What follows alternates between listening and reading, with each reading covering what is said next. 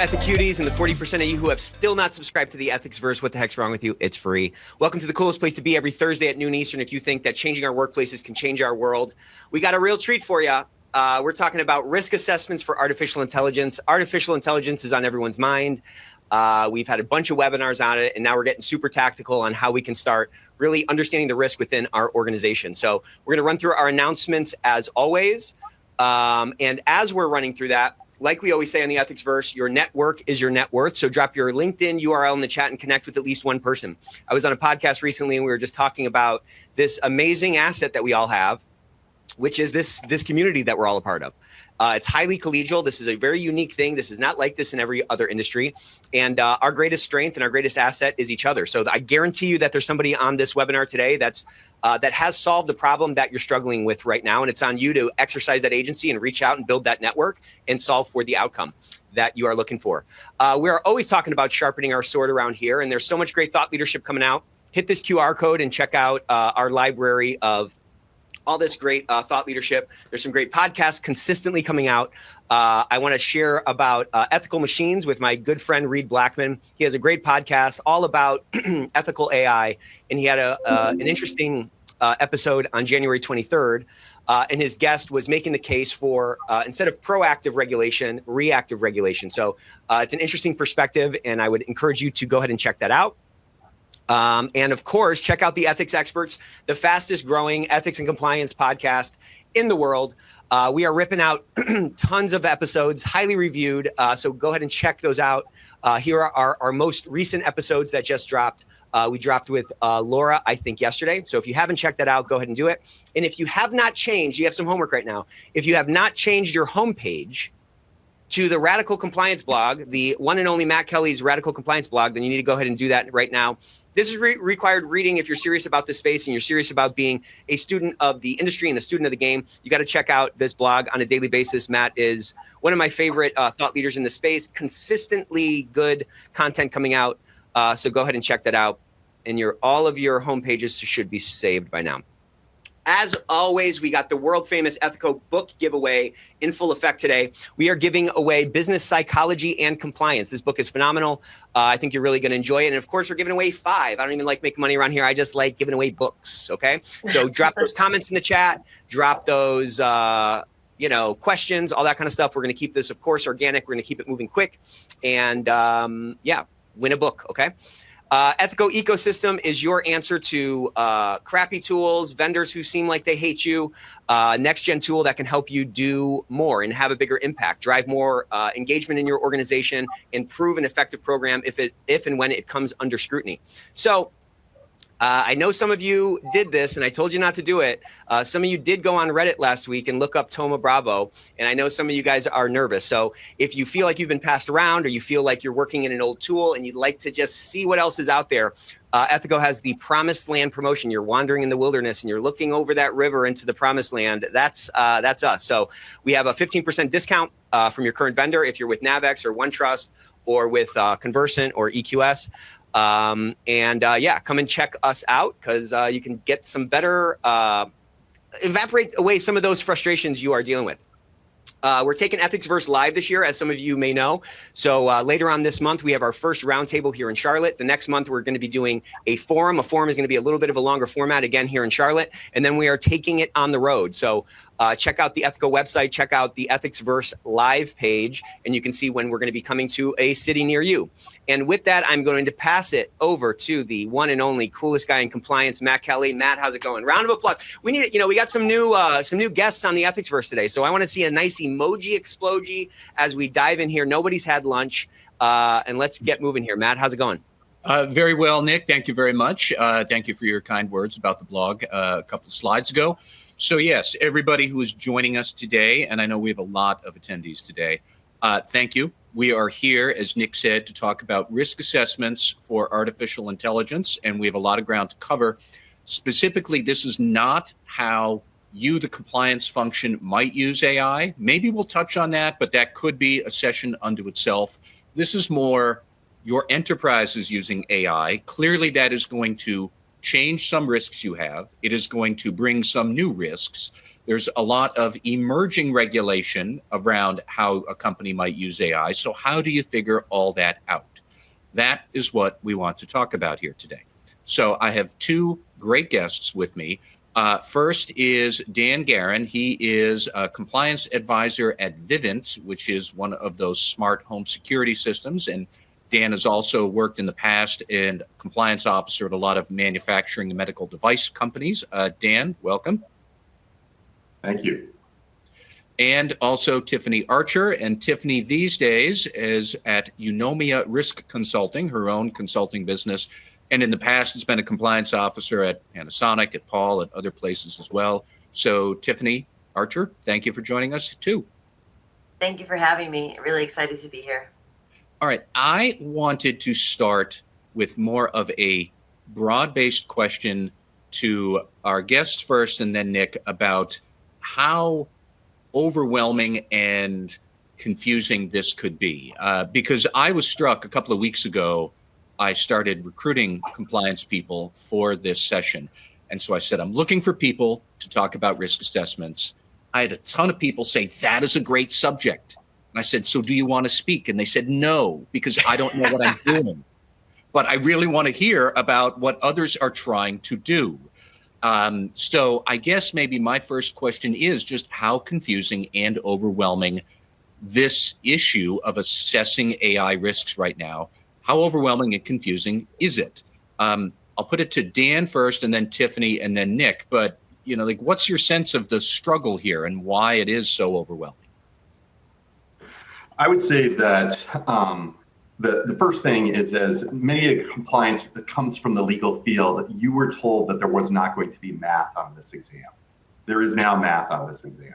So in order to really understand AI, you need to be super comfortable with statistics, because all of this in terms of the governance comes down to statistical models, which we'll talk more about as the conversation continues. But if you're looking at AI as some type of fad, it is like 30 years ago when people were like, well, the internet's nice, but it's never gonna, it'll go away. As compliance officers, it is incumbent on you to get involved and to really learn what goes into training an AI model and creating transparency overall. I myself have taken a couple of courses. Just yesterday, I registered for a course with MIT on AI models and machine learning. There's no way to avoid it. You need to climb under the hood. The last thing I'll say in this regard is, I used to be over a company Leica Microsystems, and Leica Microsystems makes microscopes. And if you create magnification, what they do is they just stack lenses on top of each other. But in order for you to get trained there, the first thing they do is they hand you a piece of quartz and a piece of steel wool, and you just polish the hell out of that thing manually for 2 years. At the end of the 2 years, they put you in front of a machine, and the machine does all the work. Why did you do those 2 years? So that you could tell when the machine was doing it right.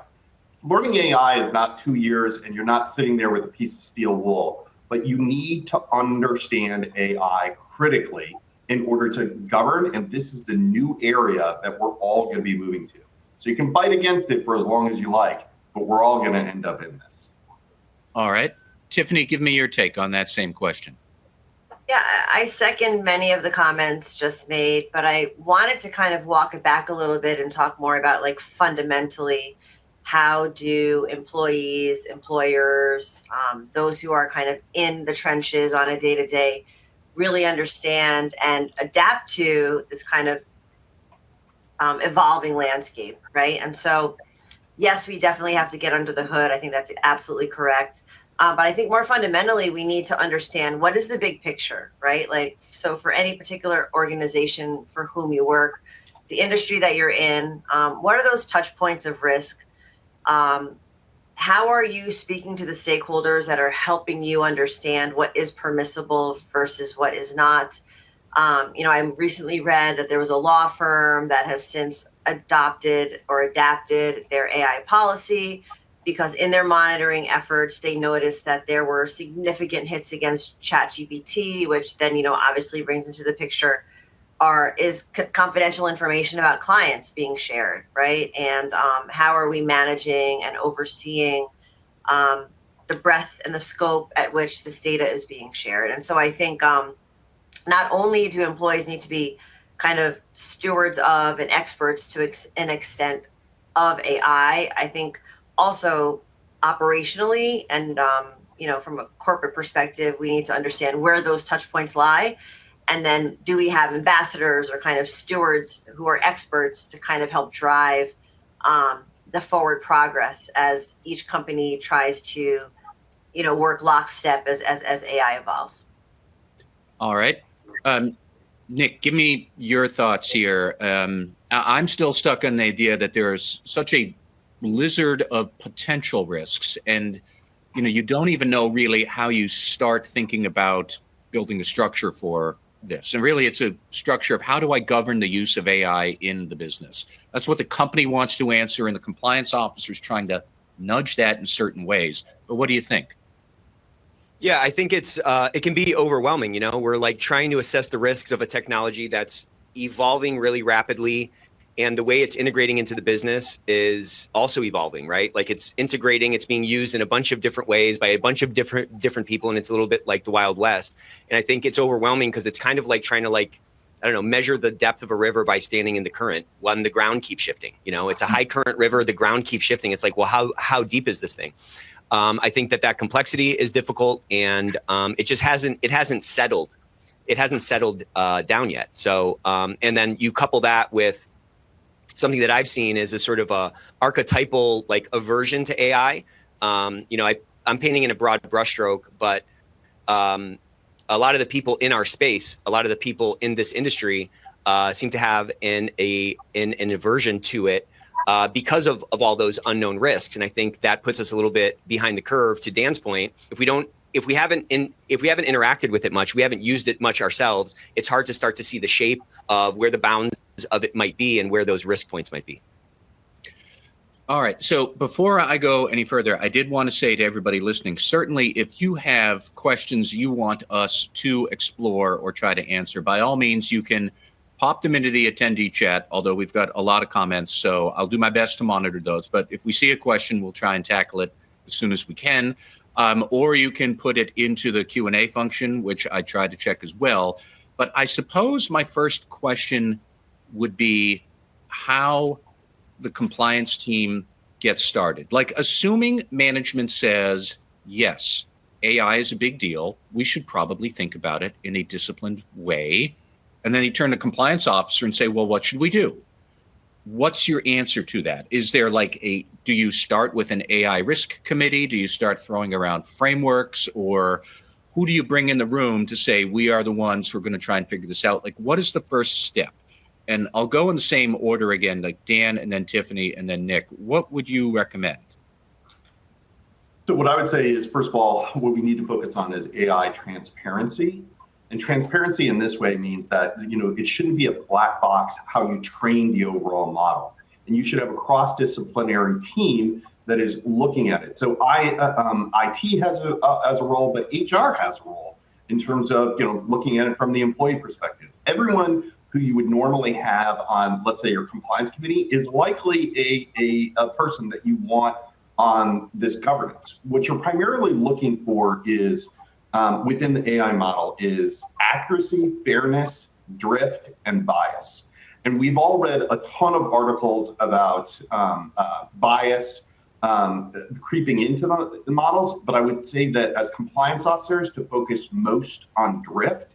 And I'm happy to offer additional comments on that, but you really want to be careful in terms of the models and making sure that you're putting protections around it, because a model that is working perfectly today can really drift on you and become highly problematic very, very quickly. Mm-hmm. Tiffany, give me your take on this. And I suppose I also want to explore, is it hard to get the enterprise on board with this idea? Like, in my opinion, getting people to pay attention to social media risk in 2010 was hard. I don't know if that it's true. Similarly, ephemeral messaging, right? That I think that also there was a gating question there and kind of a hurdle of sorts, and whether leadership thought that was a challenge, right? To monitor. But is it easier to get them engaged with AI? Because I think everybody understands this is a big deal. But what would you say? So just piggybacking off of Dan's point, in my view, his perspective is coming from the presumption that there is a model, that the model is being used, has been implemented, presumably socialized, and the appropriate controls or rules or policies or procedures have been socialized as well to try to cordon and corral misuse. So I would also think that an important point of this is to think about, to the extent that that has not yet taken place. Perhaps there are models in process, but some companies are still leveraging outside tools and resources. And to what extent are they putting together policies, procedures, guidelines, frameworks to really make sure that they are, again, corralling and keeping their finger on the pulse of what is being said or done in that space. Dan mentioned, accuracy, fairness, drift, and bias. I think those are certainly, key terms and key objectives that must be kept in mind as we think through AI. But I think, again, it's an evolving landscape. I think that sadly, it is really challenging if a company has a model inside to make sure that all of your employees have pivoted to that landscape and are not thinking about all of the useful tools they may hear about outside, right, that may leverage and produce the outputs that they're looking for in order to do their jobs, so on and so forth. And then back to your final point around enterprise buy-in, I think you always have strength in numbers. And I think it's important to socialize and make sure that not just leadership, but managers and even, line workers are aware of the risks that may arise with the use of AI, the various touch points it may have from like a customer perspective, whether there are privacy concerns that need to be taken into account. And so I would think that the enterprise would be very attuned to wanting to understand more, wanting to understand the risk, wanting to understand that, unlike a breach in a financial construct, what is the enforcement landscape going to look like? There are a lot of bits of AI that have not yet been kind of fleshed out. So we don't know kind of what the after effect may be. So I think kind of bringing those same sorts of concerns to light and that awareness to the table should really help to inform leadership and hopefully get that appropriate buy-in so that we're all kind of marching to the same drum and thinking about risks similarly and hoping to protect the organization ultimately. So, Nick, I wanted to pose a question to you, maybe more about what the role of senior leaders should be, kind of piggybacking off a point Tiffany raised and something that somebody else had commented in the chat. They said, it can be a battle just to get people in the enterprise to understand this is why the company's using AI. Here's our AI objectives, because they're all thinking, well, my objective is to use ChatGPT so I can cut my workload in half. And that sounds cool. But there's like this messaging conflict about why are we using AI and which ball to keep our eye on. And it's the leader's job to kind of focus everybody on why we're doing this, I think. But Nick, what would you say to like the role that the leaders here play? So there's a lot of AI use in our company, and I'll just share what I've said because I think it's right. I'm just kidding. But what I've said is like, if you have an intern who's like doing some work on your behalf and you turn that in, that's still your work, right? Yep. Like your name's on that, right? So if you've leveraged a different resource to get some of your work done, that's still on you to like, review it and make sure that it's appropriate. And I think the same thing is true with, artificial intelligence, right? Like if you're using ChatGPT to summarize a meeting or to write a memo or something like that, it's on you as, the RP, the responsible party, to make sure that memo is accurate and doesn't have any of the model drift that Dan talked about or any of the hallucinations or things like that. So I think because that was kind of done in response to, somebody kind of turned something in and then it was like garbage. And then we were like, what is this? And they're like, oh, I ChatGPT'd it. And it's like, well, no, you did it. Like, this is your work. So that's like the separation from like the person and the tool used, I think is like, there should not be any separation there. Okay. So that's one thing. And then the second thing I think is, framing out from a high level, like what, to your point, like what is the purpose of this, and how can this be a point of leverage for us to do better work, put out better content, do our work faster, like you said, perhaps cut the workload in half, or raise the effectiveness level of like whatever we're putting out. So I think when we can keep this tool in line with that broader context of the mission, or the job description for the individual, it can help hopefully kind of keep us on the right track with respect to its usage. I would also say that this is a little bit of a tangent, but like this is a great opportunity for ethics and compliance to change its brand. I mean, we spend a lot of time talking about the branding problem that ethics and compliance has as an industry and as a department within the business. Look, the fact of it is, a lot of people are using AI, and so when we come in with kind of a outlawing AI kind of a mentality, I think that compromises a lot of our credibility. If instead we can come with more of a risk-based approach that first understands like how it's being used, and then what risks the company is open to in the context of its actual usage, I think we can be much more of a business enabler and really kind of move toward that trusted advisor that a lot of us are striving to, be considered as within the company.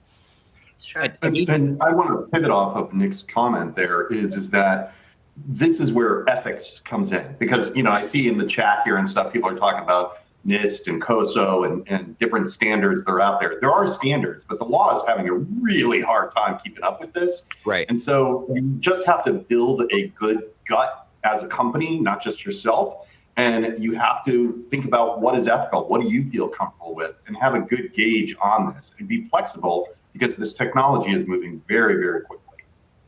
Yeah. So I agree with that. And Matt, sorry, if I could just piggyback off of what Dan said, in the context of making sure that we're mindful of what employees are experiencing, I think it's important that they too have a seat at the table, right? When we're talking about the use, appropriate use, when it's used, how it's used. They're I wouldn't say for the most part, but oftentimes they're the ones who are really kind of on the ground, leveraging these resources to reduce time, to produce outputs, get information really quickly, perhaps even like develop sales quotes, et cetera. But I think it's important that they too recognize the risk.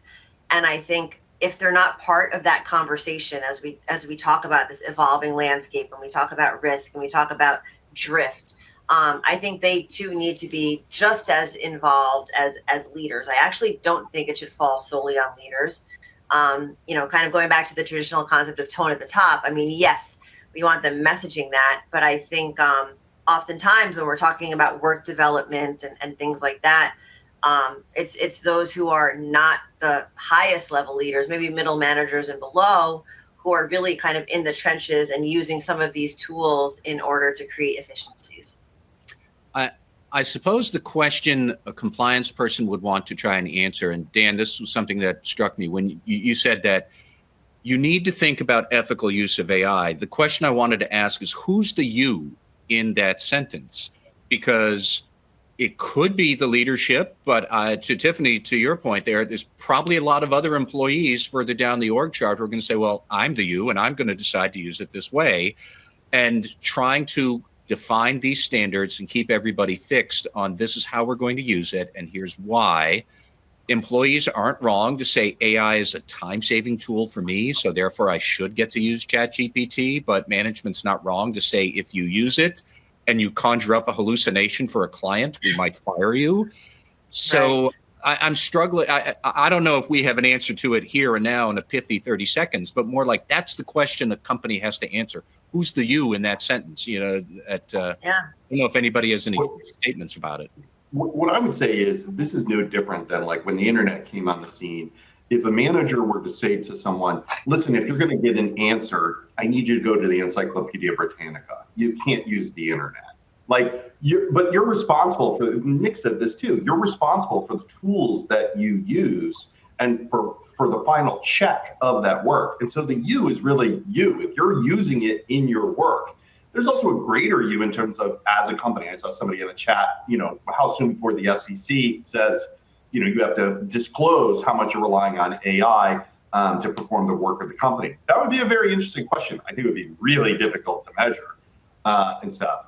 But when you're looking at this, again, I go back to, in terms of the U, is I would put this into the respective buckets in terms of what is the accuracy, how did you train this thing, what is the drift, and what is the bias? And do you know those things? And are you looking at the tool on the regular basis and using other tools to be able to make sure that your model is staying robust that you're using?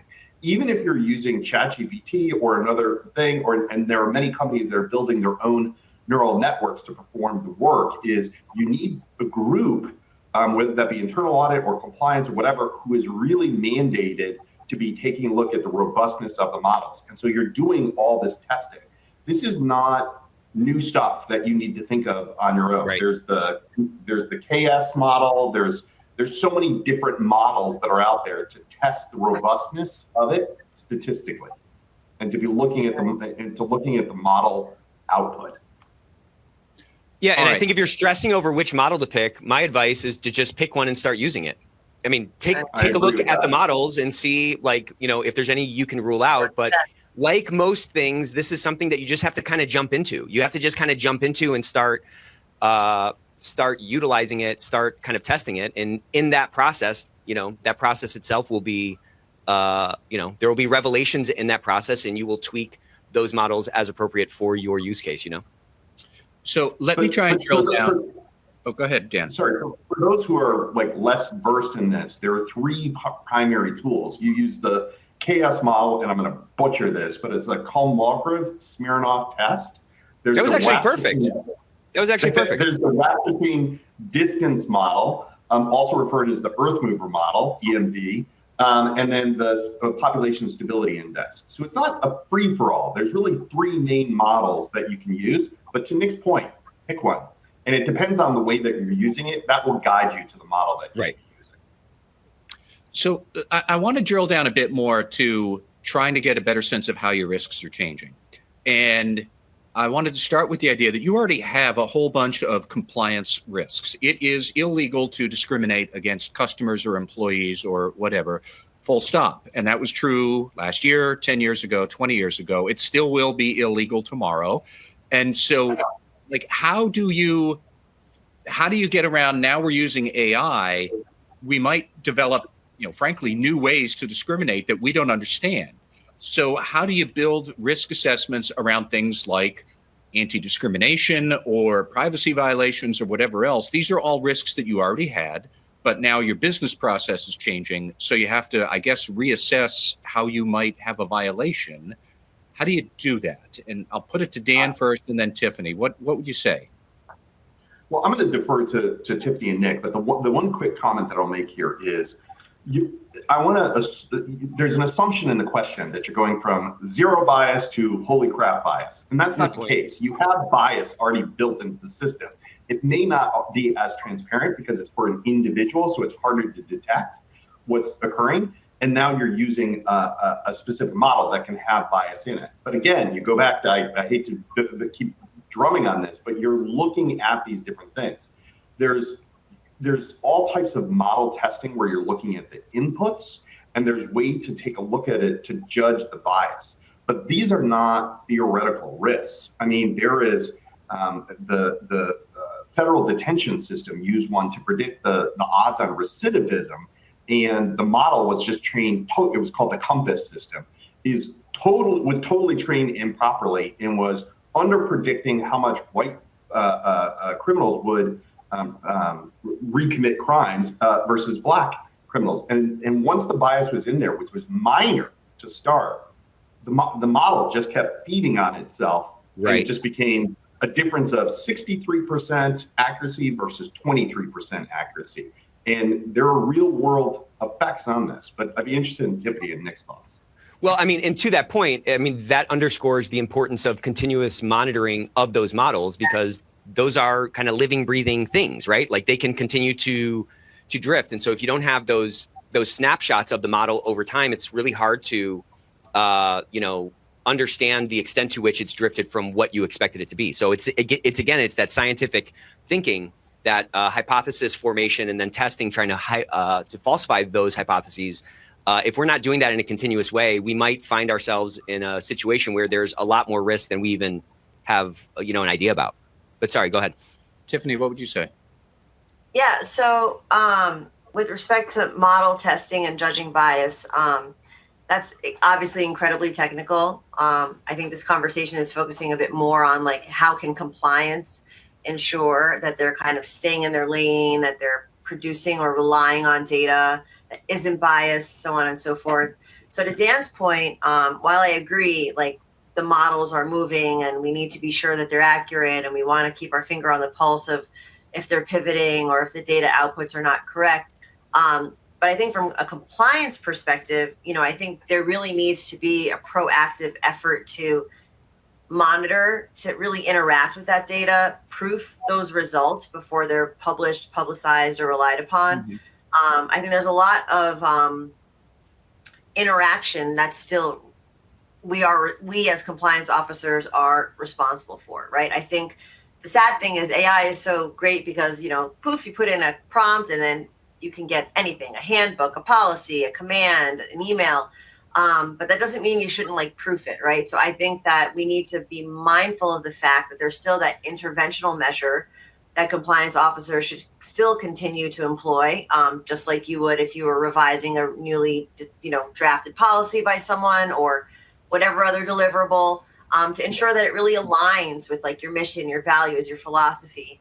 And so therefore, hopefully you can reduce that drift, right? And you can be mindful of that bias. And if you're working with a company who has developers creating those algorithms, talk to them about how, that output really doesn't fit your profile. So I think it's important to have that interactive step and not just rely solely on the output, because the output, more oftentimes than not, and Dan really provided some incredible statistics, but it's not always on point. So just be mindful. I guess my question is how a company broadly, who does a lot of this? Because if you have to inspect the data coming in, or you're auditing results coming out to see if they're biased or not, that seems like, I can see the compliance team saying we have to make sure that's done, but I don't know that they can do it. So it's more closer relationships with internal audit or the IT team, or more close observation of the first line to say, when you guys go grab data off the internet to dump it into our model, you can't unless you run it through this filter. This is going to challenge who compliance engages with to get all this done. Right. I assume. Yeah. I mean, tell me a little more about what you think there. Tiffany, I'll start with you.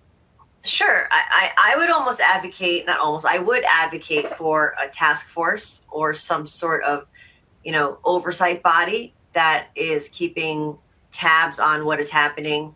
I would also encourage perhaps even someone in the, behavioral science or so on space to kind of understand what were the motivations behind those questions, what sorts of behaviors are they potentially driving, and what sorts of outputs are they delivering that may not capture some of the factual scenarios in the company's risk profile, therefore creating a bias on the outcomes that come out. So I think that, that task force could be comprised of, a CISO or someone from IT.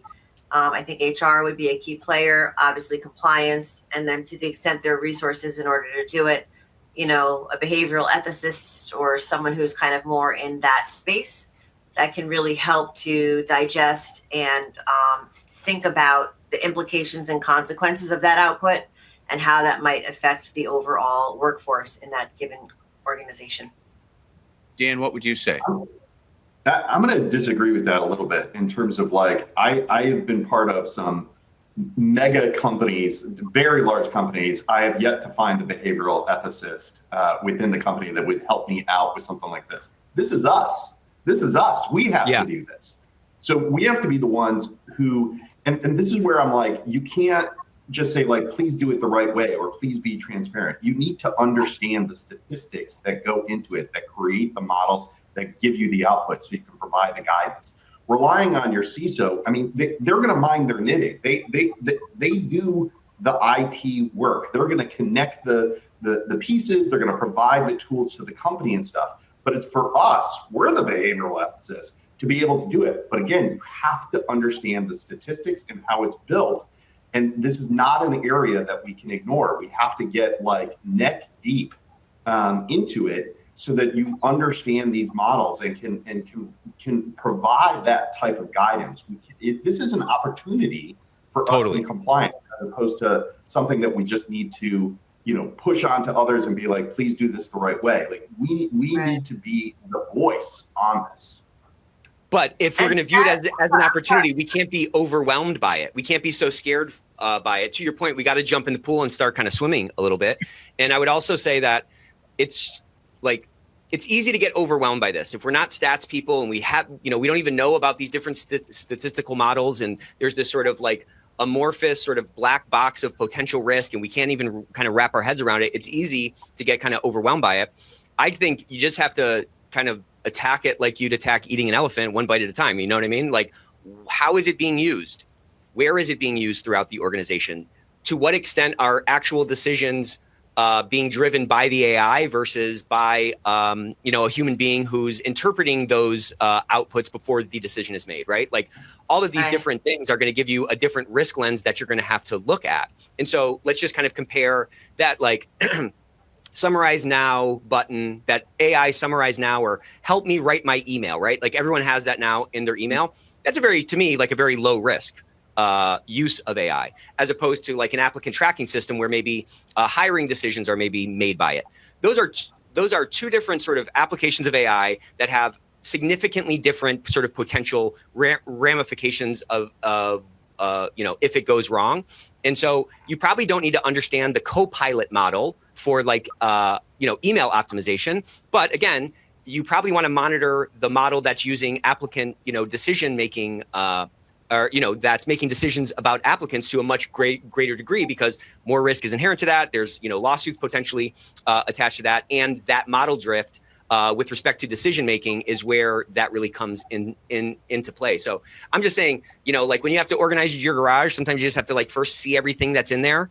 That's, I think, the first step to say, like, how is it being used across these different departments, or how might it be used across these different departments if you want to get a more transparent response from individual contributors in those various areas of the company. And Nick, to your point, I would also just say, it is a true skill set to be able to understand the result set of an algorithm. It's a true skill set to be able to even put in the right prompt, right, to get the output that you're looking for.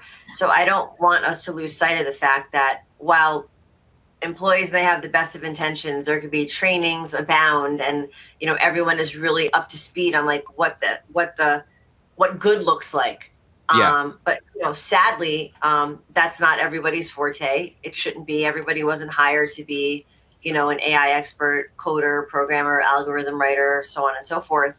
And I think that's where you need that intervention. So once you've kind of assessed that group or assessed your employee profile and understand who is skilled at X versus not, I think it's ripe for integrating, a party who is skilled in that sense, because ultimately, right, I think the goal from a compliance function is to mitigate and reduce risk. And if we're just going on the premise that, you understand the model, you're in the trenches, you're using it every day, you know that you're supposed to be reducing drift.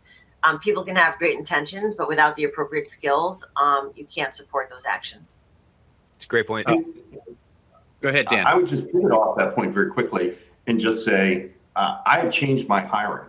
For the people who work for me at the organizations that I go to, I really look for two things. I look for data scientists, and I look for people who are skilled at process optimization, like real workflow optimization. Cool. Those are the two things I'm hiring. I'm not hiring from the legal pool. Pretty much everyone who reports to me is either a data scientist or a process engineer. And it's to get after this exact point. I do want to answer while we're on this topic, one of the questions that we have here in terms of, is there a tool that you can run to put into ChatGPT in advance to remove confidential information or proprietary information, and overall look at these.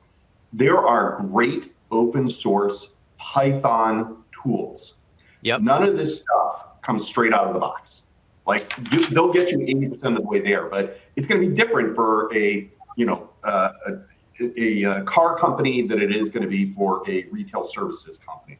But there are really, really good open source Python tools. And Python, if you're not familiar, you can go to the Windows Azure sandbox, which most of you would have access to and stuff. You can find those different things. And in the Azure sandbox or any of these other ones, it's literally like Google. You just put it in there like, this is what I want, and then it serves it up. You have to, work with people to make sure, and you may have to write a few lines of code, or somebody on your team has to write a few lines of code to be able to do this. But most of this stuff to gauge the AI and to look at it is open source. I wanted to shift gears just a little bit to some of the other practical questions that people might wonder about, specifically around frameworks.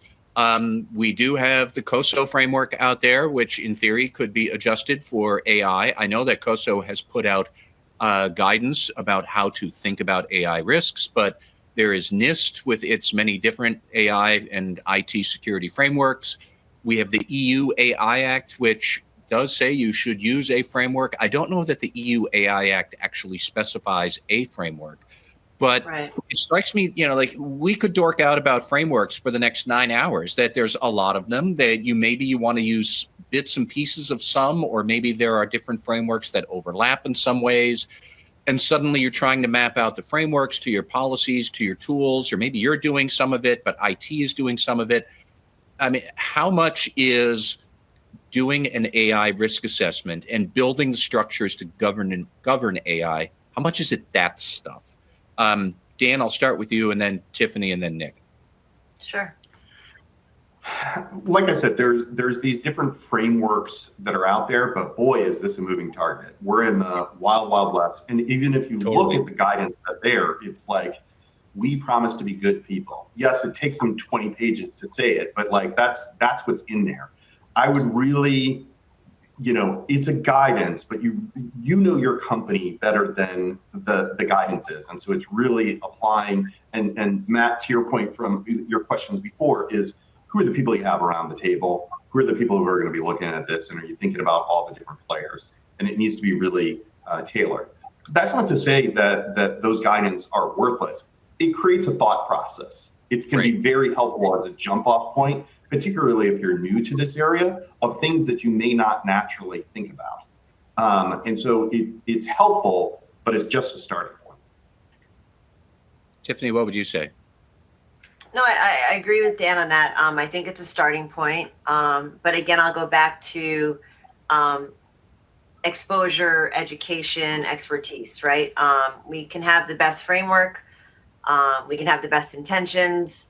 But what if we don't have, and I saw some comments here in the Q&A about people who don't have experience, like where do I fit in, so on and so forth. I think that's a very big aspect of this transition, as we pivot to relying more on AI as we do everything we do within our respective organizations. And I think that's something people need to be mindful of, the fact that like you can have the best framework with guidelines and protocols and, various insights in order to ensure that you have, success, that you're minimizing bias in the way that you train this tool, et cetera, and so forth. But for the appropriate skill set, you're still going to have that challenge. And I think that's just something that companies really need to be mindful of as they're working through this transition, that intentions are incredible. I think most people want to do the right thing. Obviously, bias is a big subject matter. Discrimination is a big, topic today. We all want to reduce that, but there could be inadvertent outcomes just because of a person's lack of ability and familiarity with how these frameworks really work. So I just think, like, from a compliance perspective, there really should be, to the extent possible, a dedicated group or appointed ambassadors, if you want to call it that, but kind of, stakeholders that various functions can turn to, should they have questions, should they, be a little bit confused as to, I'm at a decision point, I'm not sure if I should go right or left, right? I don't think we should be leaving it entirely, the autonomy entirely to an employee, because I don't think all employees are ready for it. And that's not to put anyone down. I mean, like I said earlier, it's a skill set. This is something that people are trained to do. And so I think having that kind of hybrid or integration of various skill sets in order to ensure success is probably the best path forward. But also don't think, let me just say something real quick, Matt, like we shouldn't let our lack of expertise compromise our confidence for getting involved. Okay. So I had Avril Sisk on our podcast recently, and she was telling me that she made her way to the chairman of the audit committee for a company that she was in. And she said, you know, I'm in this audit committee and everybody else is a finance person and I'm not a numbers person. I'm not a finance person, but I am a culture person. I am an ethics and I am a compliance person. And so what I would say in that meeting, this is her talking, what I would say in that meeting is you need to explain it to me so that I can understand it, because it's on me to translate that through my risk lens and through my understanding of the rest of the organization so that I can explain this with clarity to everybody else. If you can't explain it to me, then you don't know it well enough and we can't sort of move on from the conversation. So I'm just saying she was able to chair the freaking audit committee, which is all finance and numbers stuff, without that expertise, because she had a complementary expertise that allowed for those inputs or those outputs, I guess, from the people on the committee to kind of go through that type of a filter. And so, you know, again, you got to just do one step at a time. Like you can, of course, spend the next, 6 months diving deep and becoming a statistician and understand data science and all the, ins and outs of an algorithm. That's absolutely a path. But I would argue there's another kind of quick start path where you can kind of jump in and start kind of iterating through it. And there's probably other people with those various parts, with those various tools in their toolbox, with the training they have and the expertise that they have, that if you have done your pre-work, i.e. you've built those relationships and you've shown yourself to be not an officer, not a police officer, but rather a business enabler, well, then it's going to be easy to tap into the reciprocity that you've already sort of developed with those relationships to get some help in pursuit of the organization's mission. So again, we all know a lot more about AI than we did 6 months ago, all of us, right? Just from being around it and it being such so much of the conversation is sort of centered on it. We've all learned a lot and we're all kind of getting up that J curve, but don't let the fear or don't let the fact that you're not a black belt expert in AI prevent you from making some impact now. Right. Here's a good question from an audience member I want to put to you all. Once you have identified a risk, who does what about it? Is it a risk management team? Is it internal audit? Is it legal? Is it sales? And I'll draw an analogy that, let's say you have third-party due diligence for anti-corruption risk, which compliance officers know. If you have a poor process to get that done, I'd say that's the compliance team's job to fix the process. But if the sales team isn't doing it, that's not your compliance team's fault. You have to engage with sales. I'm trying to figure out what's the right answer or what's the right process to figure it out for an AI risk. Like, how do you deduce this is where the risk really is coming from, so therefore you, business function over there, it's your job to fix it. How would you work through that kind of analysis? Dan, what would you say first? I think Nick raised this before. There isn't like, well, here's the answer, and there it is. It's if the risk is as it relates to Copilot and how it's summarizing email, and then what happens, there's who handles that? That's probably more of an HR thing in terms of like, hey, listen, like you have to read the email before you send it, and can you think about this and that type of thing.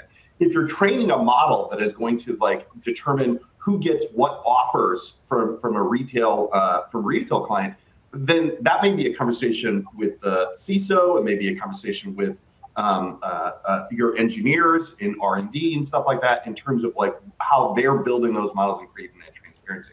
So depending on what the issue that comes up, as is often the case within compliance, you're going to have different people around the table and you're going to have to be flexible in the way that you handle it. Tiffany or Nick, any thoughts about this as well? I agree with Dan on that point. I think it's a collaborative effort. I think, to Nick's point, right? We should all be stewards of learning more, right? We shouldn't fear the unknown. We should absolutely be embracing this change and trying to upskill, right? But there's still going to be that part of the population that just is not yet comfortable. But nevertheless, I think taking a collaborative effort, having the right minds around the table, to Dan's point, talking through these issues, understanding what that risk is, who ultimately will be impacted, how are we socializing or messaging that, how are we preventing this sort of risk output in the future from a perspective of like changing the algorithm or talking to whomever is our tool owner. I think that takes a lot of kind of chefs in the kitchen, so to speak. And so I think embracing that perspective that this is like a collaborative effort. We're all kind of moving through the notion of the unknown. Some obviously know more than others, but there's still a lot of coming out that's new, evolving, and people don't have exposure to. And I think embracing that and being really true to like what we don't know versus what we do know, I think ultimately will help, the company's success going forward. So that's the approach I would take. I wanted to ask a couple of more questions here about, I guess I'll call it the threat of regulatory overload, because we already see that, yes, the Biden administration had an AI executive order. It has since been repealed by the Trump administration, which may or may not introduce new AI executive order. I don't think Trump has issued one yet, but the day ain't done yet, so who knows? But even then, aside from that, we have state laws or state regulators who are rushing in to fill this void. We have the EU AI Act. I don't know if there are other countries that have adopted their own AI rules yet, but to a certain extent, I'm just worried that there's going to be an awful lot of regulatory change coming that businesses will have to manage, and how overmatched might companies be? I don't know if any of you want to take a swing at that. Maybe Dan, I'll put you on the spot first, and then Nick, and then Tiffany. How would you think about how to keep pace with what's coming? I think that this is going to follow the same pattern that we did in privacy. First you pass HIPAA, then there's some other standards, and then the big gorilla of GDPR arrives and kind of swamps the boat. Right now you have a patchwork of laws and regulations and suggestions. A lot of them are suggestions. In terms of what you're supposed to do. This is a very unsatisfying answer, but do the best you can. Know your business, and if you're 90% in the US and your 80% of your business is on the West Coast, focus there. If you're a global business, you may have to be closer. There is no decider where, in other words, like there's nothing out there in terms of, well, if you comply with GDPR, you're going to be 80% of the time okay in every other jurisdiction. It's still the wild, wild west. Yeah. This goes back to our first point at the top of the hour in terms of this is more of an ethical issue than a compliance issue. And if you're trying to do the ethical thing and you're documenting it and you're doing all the things that we talk about in terms of transparency, testing, looking for bias, there is going to be a grade for best efforts. Nick, what would you say? Yeah, I think that's spot on. I think a lot of us in this space are perfectionists. I'm a recovering perfectionist myself. And that perfectionism, that black and white thinking, that sort of removal of any errors was something that a lot of us built our lives on and built our careers on and generated a lot of success from. So I get it. I'm guilty of it myself. Maybe guilty is the wrong word. But I don't think, to Dan's point, that's the right mentality to have here, because that can be very paralyzing. There's a lot of freedom right now because there's not that overarching GDPR equivalent that everyone's scrambling to comply with, right? It's still an ethics issue. It hasn't sort of progressed toward a compliance issue, to Dan's point. And so I would just say, instead of trying to solve for the opinion of, whether some sort of faceless body, some regulatory body is going to decide, again, to Dan's point, whether you're doing it right or wrong. I think that's the wrong way to think about it. I think we are all in our positions for a reason. We've gotten the jobs that we've gotten for a reason.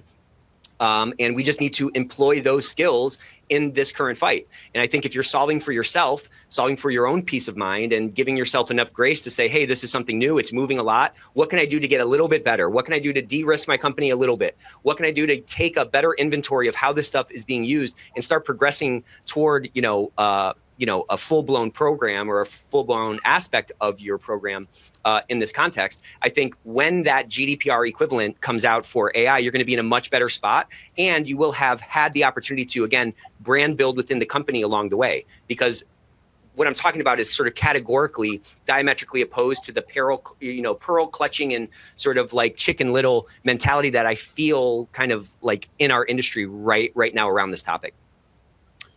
Tiffany, any thoughts? Yeah, just a couple of comments to both Dan and Nick's points. I think it's really a process of trial and error, making sure you're kind of keeping tabs on what's working, what's not working.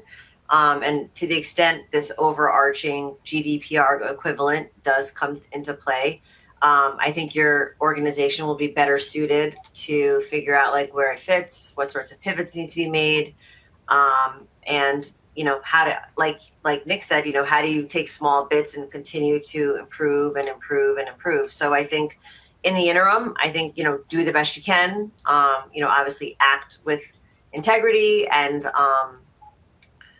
push forward in a way that you think aligns with your company's values, and so on and so forth. And until there is some sort of overarching guideline, rule, policy, etc., regulation, continue to push forward and really learn from lessons that may not have worked. So harness those lessons learned, apply them going forward, and think about, how do you get to the best outcome? I would just add that I think with a lot of these state laws and regulations that are coming up at the local level, they really are rooted in just a couple of basic principles. And most of them seem right now to be, please don't use AI to discriminate. And if your company thinks it's okay to discriminate, you probably have deeper issues than your AI usage policy. Exactly. So a lot of it. On the other hand, I would just chime in with one compliance point. I assume we all know that Article 8 of GDPR says you cannot have automated decision-making without user consent, which, you could very easily have a GDPR violation just by using AI, even before we get to the EU AI Act. So there is a lot to learn out there. And Nick, before we close, I just wanted to chime in with one more thing. Earlier, you said that maybe using AI to reply to email is a low risk. I tried doing that with an email from my wife once. That was high risk. It's always high risk. AI use with wives is always high risk, actually. I was soon told that is an unacceptable usage of AI, and that is against policy in our household now. Well, good. So, see, your AI program at home is evolving, right? It's happening. Yes. It's happening live in real time. I love it. One step at a time, to Nick's point. Yeah, one step at a time. So this has been a great session. Dan Guerin, Tiffany Archer, both, thank you very much. We've received a ton of comment from users as well. And Nick, if you want to do any other wrap up or take it home for us, but this has been a great session. So thank you to everybody.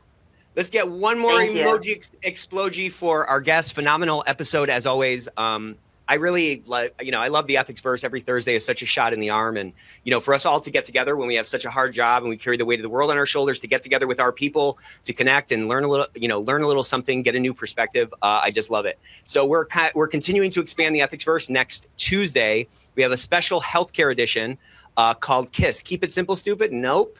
Keep it simple and structured method. So we're going to be diving into that for all of you healthcare folks out there, and any highly regulated folks should come to this as well. And then next Thursday, we have HR and compliance merging forces for a powerhouse partnership. So we got a couple of great guests, a couple of great folks who work together, who built a really strong HR and compliance partnership. So there's going to be some great tactics there. So invite your friends, keep this a secret from your enemies, and we'll see you next week.